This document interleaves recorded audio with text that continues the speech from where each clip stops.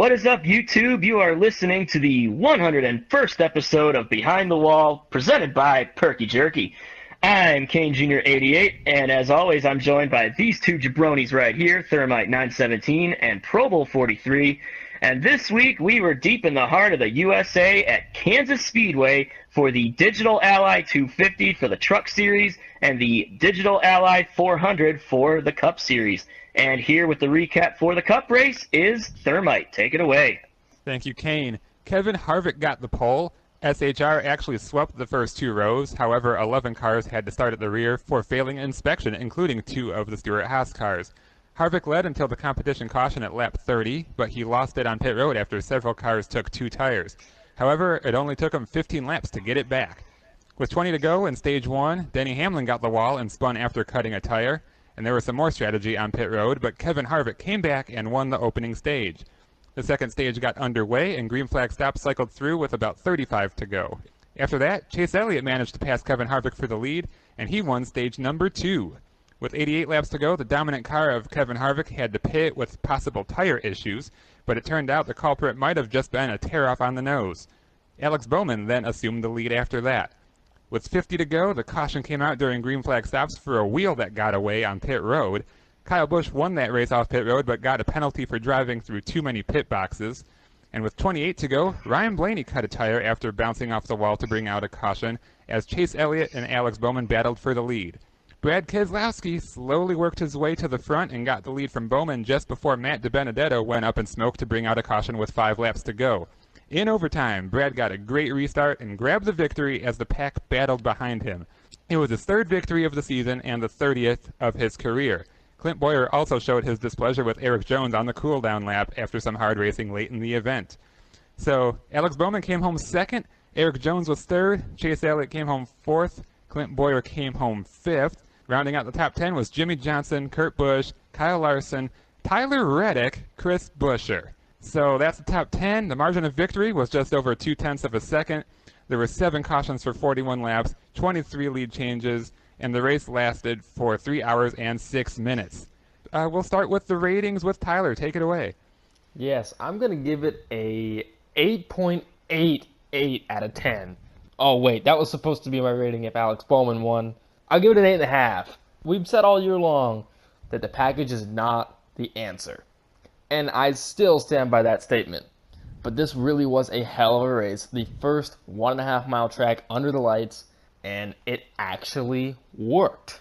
It was a little dominant early on. Kevin Harvick led 104 laps, and it was just like, man, how are they going to beat him? But then the tides turned, and Chase Elliott got in the mix, and then the race just got really crazy after stage 2, and the track position kept getting shuffled. Even though there was no real attrition, there just was mistakes. Cars were actually hard to drive, and that was such a sigh of relief because we didn't expect that, considering it's a night race and typically they're just glued to the track. I can't believe we actually got to see that again. It felt like old times. It just was a really enjoyable race to watch. Not to mention the restarts were as crazy as they've been on most of the bigger tracks all year long, and even a few laps after the restart were still pressure-packed moments, and I'm surprised we didn't actually see more accidents, which there really wasn't any. So, great driving, and it actually got to showcase some skill out there. Unfortunately, the finish wasn't as good as the race was building up to be, and I've said that too many times, but it's okay. I can still live with it. Great drive by Brad. That's all I got. Kane? Also going to give it an 8.5 out of 10. It looks like the only thing NASCAR needs to make this package work is cooler conditions as well as darkness, because this was easily one of the most competitive 1.5 mile races that I've seen in years, and obviously you said it yourself. Several battles for the lead and really all around the pack, as well as all of the late race drama within the final 30 laps. Plus, you had a lot of unusual names having strong runs, like Ricky Stenhouse Jr., Alex Bowman, Chris Buescher, and Tyler freaking Reddick. Now, I'm starting to think Kansas might be regretting moving their spring race next year to Sunday afternoon, because this package doesn't really work quite as well when the track is slick compared to when it's dark and there's more grip. But either way, definitely one of the better 1.5 mile races that I've seen. Nick, what's your rating? Yeah, I think a 8.5 is fair. Restarts were just insane out there. There was lots of 3 and even 4 wide, plenty of tense moments. As they got farther into the runs, they had shades of becoming a regular old mile-and-a-half race. It wasn't quite as bad as we've seen before, for sure. I was also worried of it being the Kevin Harvick show, as his car was just so strong, but when he had to pit under green, that was really the turning point in the race. There was just a lot of variety up front, and it was really hard to tell who was going to win. Kyle Busch attempted to ruin it twice, but fortunately he had his separate issues. It was really building up to be a fantastic finish, like Tyler was saying, but unfortunately it just wasn't meant to be. It wasn't as exciting as other parts of the race. But I'm still happy for Brad. He drove a classic Brad-like race, and you could really see the emotion in his interview. I guess the only real negatives to this race was no one was really in danger of losing it because of all the downforce.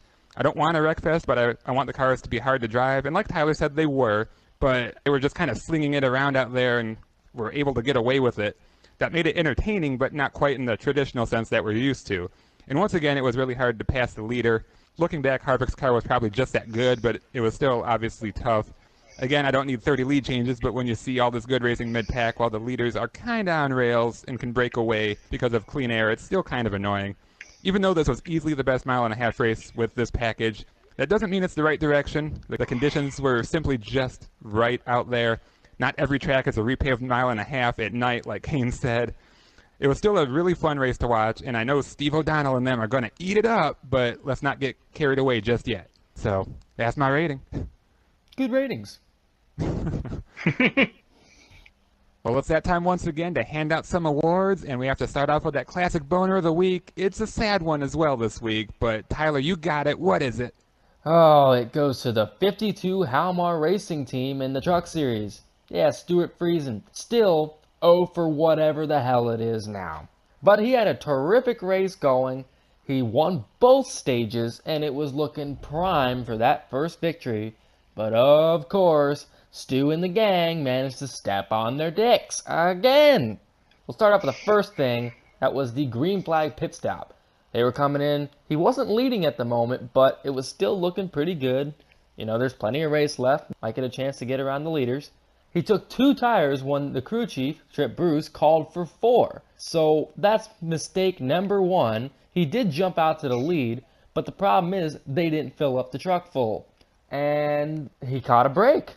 They got 2 cautions, and that should have been enough to save just enough fuel to make it to the end.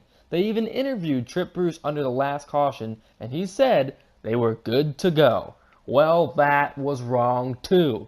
So, yeah, they ran out of fuel, and it really was disheartening. How I'm not getting emotional here, I don't know. I feel it. I don't like it. I'm tired of this shit. Quit stepping on yourselves. Absolute boner moves by Stuart Friesen and the crew. Guys, do you want to win or not? Please stop this. Next award. The next award is the Day from Hell, and it goes to Ryan Blaney, who absolutely had an ill-handling car practically the entire race, and then it pretty much all came to a head when he bounced off the wall late and caused a yellow when his right rear tire blew, spewing debris all over the track.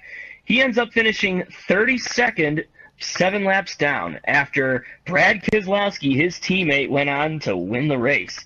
I mean, all 3 of those guys should be competitive every week, but it's just Brad and Joey, and then Blaney's usually running 10th or 15th.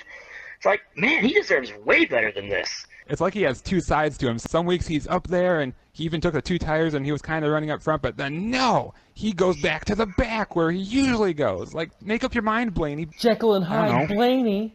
Yeah, absolutely. Anyways, moving on, we have another Day from Hell. This is more of a little mini Day from Hell, as for the 2nd week in a row, Denny Hamlin blew out a right rear tire, which tore out the crush panel out of the right rear wheel well of his car. Now, fortunately, it didn't seem like he was affected too much this week as it was last week when he had carbon monoxide seeping into his car and he had to go to the care center as a result. He still finished 16th, a lap down, which is why it's only going to be a little mini Day from Hell this week. Moving on to the next award. Next award is the Straight Jacket Award! And it goes to the massive scoring confusion late in the race. When Newman's tire got away, like I mentioned, On pit road during a cycle of green flag stops, it brought out the caution, and obviously that's always the worst time for a yellow to come out. Usually they wait until everything cycles through, but this time they didn't because apparently a tire 100 yards from the racing line is way too dangerous.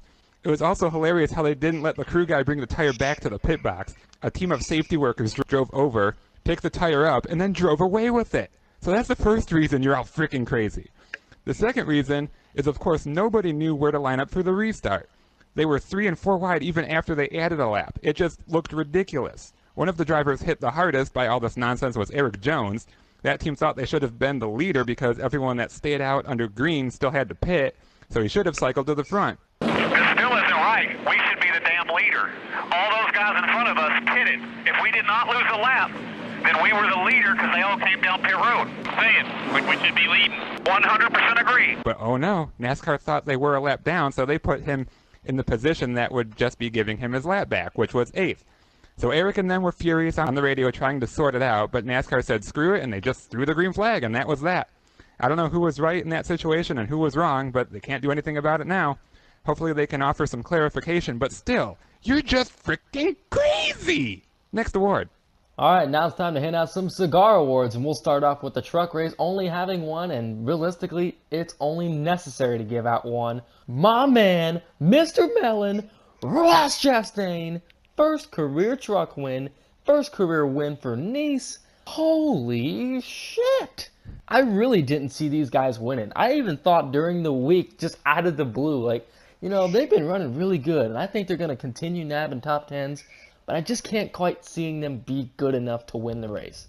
Well, they were damn close to it, and yes, they caught a break. Stuart Friesen was going to win the race, and had it not been for him running out, I don't think Ross would have been able to pass him. But it's still a terrific moment no matter what. They earned it, and it's going to go down in the record books. Ross Chastain is a winner in the Truck Series now. And that's not even the whole thing. With not long left in the race, he had an insane save that was just like last week at Dover, and he even lost a few spots and had to get it back to even be in position to take advantage of the boner by Stewart and his team. So, Ross Chastain, he is just a absolute wheel, man. I've really had enough of nobody giving him the right opportunity, damn it. I mean, he had it. Do we need to talk about that again? Mr. Jeff Karpoff and DC Solar. No, I don't want to talk about it because I'm going to get angry.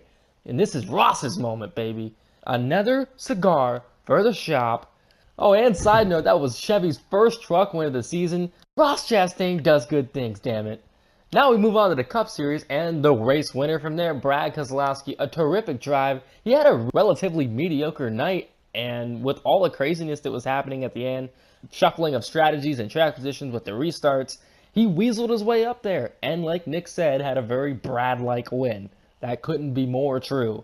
And I really just respected his ability right there and his post-race interview, dedicating it to Mike Mittler. It's one of those unsung heroes that works in the garage, gave his whole life to this sport, and there's so many of those guys and so many of those fans, and it just hurts to see those guys go away. But that was a cool moment, and just you could tell the emotion in his eyes. So it was just like, even though he's not anywhere close to one of my favorites, you can overcome hatred for somebody, and you can just look past that and just see the pure raw emotion that adds a lot of depth to the situation. So I really enjoyed that. Nice job, Brad. We have more cigars. Yes, we do. Alex Bowman comes home second for the third straight week. If he continues to run like this, I think he is going to win a fucking race. So keep it up, Alex. It's going to happen soon enough. And then Tyler Reddick. Yeah, we mentioned in the recap, he finished 9th, driving a third RCR car that has no charter and is essentially an R&D wagon. He had a weird sponsor, Tame the Beast. I don't know what the hell that is. Still, I mean, after the season he's been having in the Xfinity Series, he's leading the points there, and he fixed up his first ever Cup Series top 10 in just his second ever start. So congratulations to Tyler. And our final cigar, it goes to Chris Buescher, who finished in 10th and had just an absolutely strong night all around. It's only his second ever top 10 on a mile-and-a-half track, and they both come at Kansas. So, congratulations, Chris. And I do believe we have one final award to give out, and it goes to a very familiar face. Nick, what is it? Oh, Kane, it's the crying towel. And once again, it goes to Kyle Busch. Oh, you crossed too many pit boxes, you red-nosed son of a bitch! Just before all that scoring confusion, Kyle Busch had won the race off pit road, but he got penalized for driving through too many pit stalls. He went through 4 and not the acceptable 3. He tried to debate with it. They got us too many boxes on entry. I swear, anytime you say anything, you get handed to you. Which was a response to what he said last week about the rules package, but his crew chief Adam Stevens was basically like, oh, shut up, we drove through 4. It's pretty clear, man. I counted the boxes, but we damn sure drove through 4 boxes coming in. Oh, Kyle, nobody's out to get you. Just admit you screwed up. It's never your fault, is it? Stop being such a baby. Take the blame and focus on the damn race. Oh, you couldn't do that, could you? Because you went wild in chaos on the restart, and you blew your tire, bitch! Enjoy that first finish outside the top 10 of the year. Oh my God, Kyle! You didn't break Morgan Shepherd's record! Yeah, that's right! You remain tied with Morgan Shepherd for most top 10s to start a season! With 11! It's so hard, I know, it sucks. You might as well get used to it. Well, not really, but it's just, you gotta stay humble, Kyle. Not every race is gonna end with you finishing in the top 10 every goddamn week. All the record books are going to say is not better than Morgan Shepherd. Damn straight. Damn kids. Damn kids didn't break my record. Oh, I love it. Rudolph the Red-Nosed Kyle had a very good night going, and then he was tired. Well, we have no new best and worst paint schemes of the week, but we're going to bring up a couple that we still like and still don't like. I still like Ricky Stenhouse's Sunny D car. It looked badass under the lights at Kansas. They changed it up from a couple years ago, and now they have this one. It's still really good. I like the orange and how the blue and yellow accent it, and it got a good finish out there, so good job, Ricky. Yeah, what are 2 that we still don't like? Oh boy. Having to look at that global poker car, I thought it was only going to run like once, and it's run several times. Stop it. Thank you for sponsorship, but make a new paint scheme. It's horrendous. Ugh! Yeah, you know what else sucks? That Worldwide Technology 43 car that Bubba ran, it just does not look good. The colors especially are just, blech. Oh my God. And then obviously the base scheme itself it's probably the only thing worse than the color choices was the base scheme. I mean, it's just confusing as hell. Like, seriously? Yeah, good follow-up, guys. That car is like the Bran and Raisin Bran. Bubba Bran.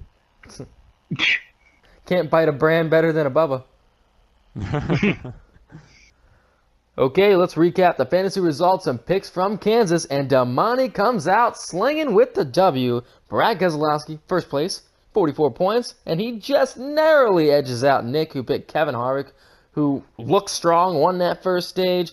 He got 13th and 43 points. Came with a very mediocre selection of Joey Logano, who finished 15th and only got 23 points. And I am perfectly content with finishing last this week. I picked Kyle Busch, 30th place, and only 9 points. So I was the jinx, just like I was hoping for last week. So that means I go first for the All-Star Fantasy picks. We need to quickly go over the rules again. Whoever finishes the best out of all the picks will get 10 points, and if you pick the race winner, you get an additional 10 points, so the same thing we've been doing for a couple of years now. So that means I'm first up, and I'm going to go with Kevin Harvick. It is the ugliest race car I've ever seen, though. He won there last year. He was good at Kansas. Mile and a half, nighttime. Well, I don't know, that was all the elements that I thought was going to get Kevin the win on Saturday night, but that didn't happen. I'm 70-some points in the hole, while these guys are all within 10 of each other. That's going to be the running gag for like the entire summer about how bad I'm sucking at fantasy. If I was in the NFL, I'd be tanking it for the first draft pick. That's obviously what I'm doing here. Either way, I like Kevin as the winner here. So, Kane, who are you taking? I'm going to take that, goddamn red-nosed piece of shit, Kyle Busch. I swear, anytime you say anything, you get handed to you. He has an average finish of 10.5, including 1 win back in 2017. Plus, I remember saying this when I picked him in 2017, the year he won. This is a Kyle Busch kind of race. No points, just 4 segments for a shot at a cool million. No pressure or anything. He can just go out there and do what he loves most and race, just like if it were an Xfinity or a truck race. Plus, the race is going to be on Brexton's birthday, so there's even more motivation for him. Nick, who are you taking? Well, Kane, I'm going with Joey Logano. Oh, God. Yeah, I know. Yeah. He won the All-Star race in 2016, though. His average finish is 6.9 in 8 appearances, and he's having a great season so far, and this race should suit him well. So that's all there is to it. Going with Joey Squinty Douche. Damani, who's your pick? I should have disrupted him, I guess. Thank you, Damani. I don't know about that one, but we'll see. Well, this has been another exhilarating episode of Behind the Wall, presented by Perky Jerky. We hope you enjoyed listening. So, for Damani HD, he's counting up them weeks that he hasn't been here. You know what? I really don't know what I want to say about Damani HD, other than he needs to make a damn appearance. I've had enough of it, and if he could go back to the paint booth, that'd be great too. Been missing his cars. Not really, though. For Kane Jr. 88, he still just makes those same noises. It's like Kane shows up somewhere, he just makes noise. That's what he does. If he showed up to band practice, he would make noise on top of his instrument. For Thermite 917, he also makes noise, but it's more of in the form of him falling down a flight of stairs, preferably with something in his hand. Could be food related, I don't know. Either way, his dad's going to kick his ass for the mark he made in the floor. And for myself, Robo43, I really say a lot of random shit in these outros, but thank God it's not Nick, because he would ramble on like a fuck. That's 2 jabs at Nick in this outro. I'm doing a great job. So this has been Behind the Wall. You've been Behind the Wall. And thank you for listening.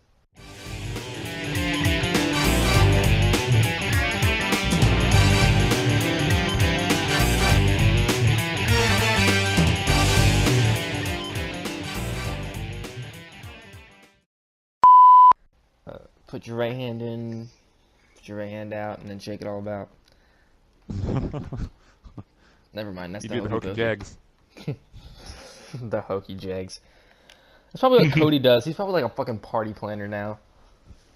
Yeah, probably. I could totally see him. But see, the problem is, if he's a party planner, he couldn't be anywhere involved with the party because he would just eat the cake. Or those little, finger sandwiches that they have at parties. Finger sandwiches, Jesus. Cody puts Nah, they would probably just cater from like Jimmy John's or something, and he'd eat all the subs. Well, I could totally see Cody sticking his grubbers in every damn sandwich. He's got meaty. Anybody who has like really beefy hands, I call them grubbers. So Kane, I think you might have grubbers. It's okay. Got a case of the grubs. Case of the grubs, so I want to shoot myself in a hotel room. Oh my god. What the? Oh, Jesus Christ. I didn't even think of that. I was thinking like JJ Yaley sponsor Vigoro or something, like the lawn care. Vigoro. Yeah, okay. Never do that again. I won't. That was your one time, it's in the outtakes, now it's immortalized. But still, it's still a great moment. Sorry about that. What the fuck? Damn laptop. Thank you. Damn lap cars. Damn lap Kane. He had another insane save with about 20 or something. Damn it! You know. Cubs win. What? My mom just walked in and yelled, "Cubs win!" Yeah. Cubs win! Has she had one too many Budweisers? Hey, you know we have the same amount of episodes as Dalmatians now. Okay, that was random.